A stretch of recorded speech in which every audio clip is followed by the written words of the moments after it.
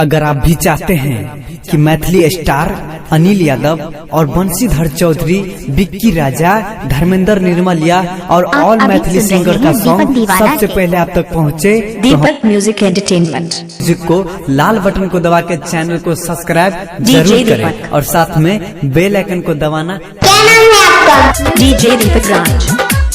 आपका ये नाम है?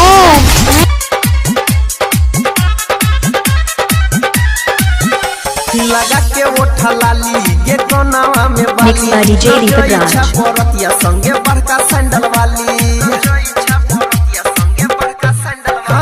लगा के ओठा लाली ये इलाका किसी का भी होगा मगर धमाका दीपक राज का ही होगा। बड़का सैंडल वाली सबके नजरिया में बैस गेले। Mobile number 7982944267। छौरी हौसला तो दिलावा में धस गेला है डीजे वाला डीजे दीपक फंस गेला। छौरी हौसला तो दिलावा में धस गेला है डीजे वाला फंस गेला। बजरंग टोल से जोड़।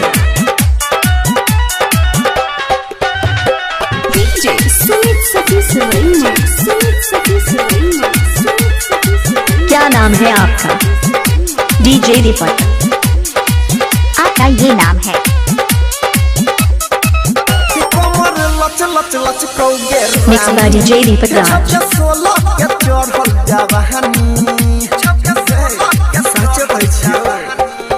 कमर लच लच लच घर कहाँ है? सिचोड़ सिचोड़ सिचोड़। के चढ़ल जवानी कते के लक तू पलाइत गेले है कते के आप अभी सुन रहे हैं सिंगर दीपक यादव। छौरी हौसला तो दिलावा में धस गेला है डीजे। क्या नाम है आपका?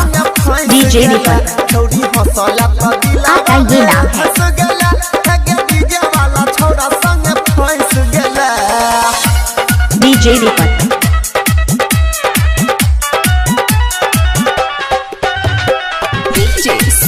Mobile number 7982944267।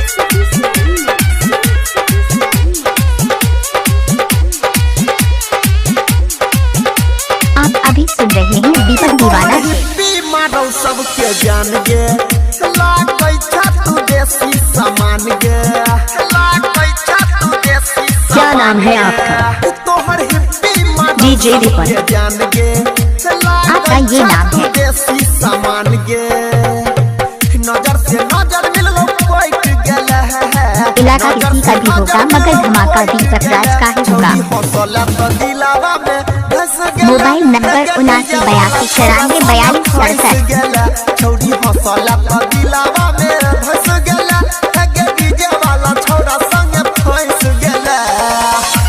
डीजे दीपक।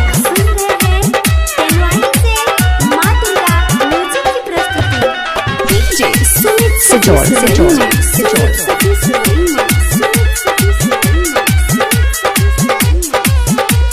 बजरंग टोल से जोड़। राइटर कमलेश को दिल को चढ़ाई मिक्स बाय डीजे दीपक राज।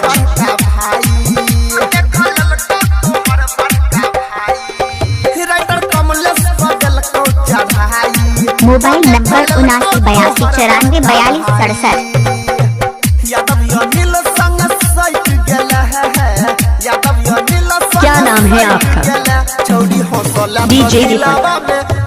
आपका ये नाम है? डीजे वाला छौरा संग मोबाइल नंबर 7982944267। धस गेला है डीजे वाला छौरा संग फंस गेला। डीजे प्रवीण करियो तो बाजार।